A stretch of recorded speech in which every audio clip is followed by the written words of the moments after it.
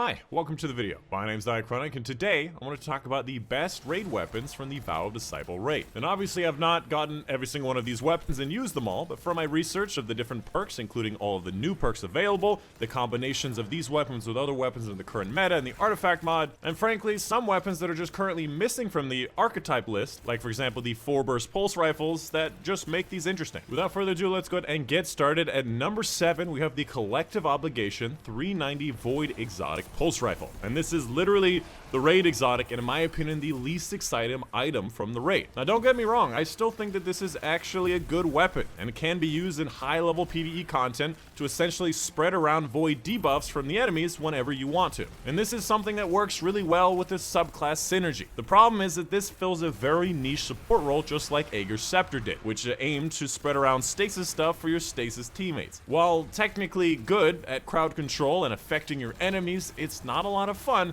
and oftentimes another exotic like Galahorn or Ariana's, Arbalest, Witherhoard will probably be more fun. It's just not something that I'm excited about. Coming up next at number 6 we have Cataclysmic, which is a solar linear fusion rifle heavy. Now this one is special because it has a column 4 with a lot of different damage options, things like Focus Fury, Bait and Switch, Clown Cartridge, and High Impact Reserves. A lot of very good options when it comes to damaging the boss. And with that, in column 3 it also has Warm Up, No Distractions, and Surplus, which again really helps with DPS. At this point I'm not too sure if Firing Line is still better from Reed's Regret, but obviously there are enhanced perks on these new weapons and it may end up being really good once we end up getting them. Up next at number 5 is Lubrice Ruin, which is the new Solar Glaive from the raid. Now this one has a number of interesting combinations, including Grave Robber plus Swashbuckler, which is a really fun combo if you just want to go in there and swing with the blade. But it also has another combo that's Immovable Object and Unstoppable Force, which focuses on getting your shielding really nice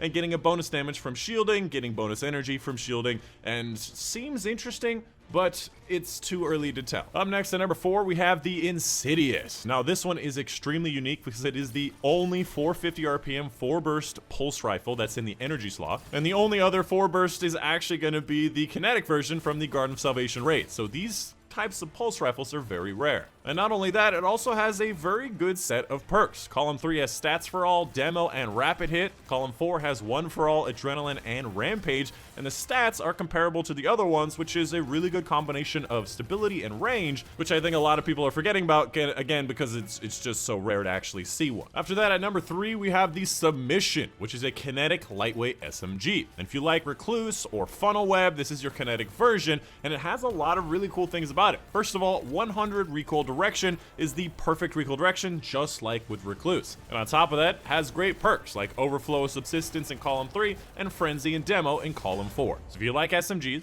and you like lightweights, this is probably one of the best you can get. Following that at number 2 we have the Forbearance, which is somewhat of a fan favorite because it is a waveframe art grenade launcher. And honestly, I'm not a big fan of waveframes, but god damn, this one has some really nice perks, and with the new Soul Drinker origin trait from the raid, it could be really spicy. First of all, when it comes to the perks, in column 3 it has Ambitious Assassin, Stats for All, and Surplus available. In column 4 it has Chain Reaction and One for All, and Soul Drinker allows you to heal yourself depending on the number of targets you hit, which with waveframes is usually a lot of targets. So essentially, if you want to replace your Salvager Salvo for a waveframe version, this seems like it's going to be an extremely popular option. And coming up at number 1, the item that I think is the most exciting from the raid is Deliverance, the literal only legendary fusion rifle in the kinetic slot as a stasis precision fusion rifle. And I will remind you, we have literally never had a fusion rifle in the kinetic slot other than that of the exotic one.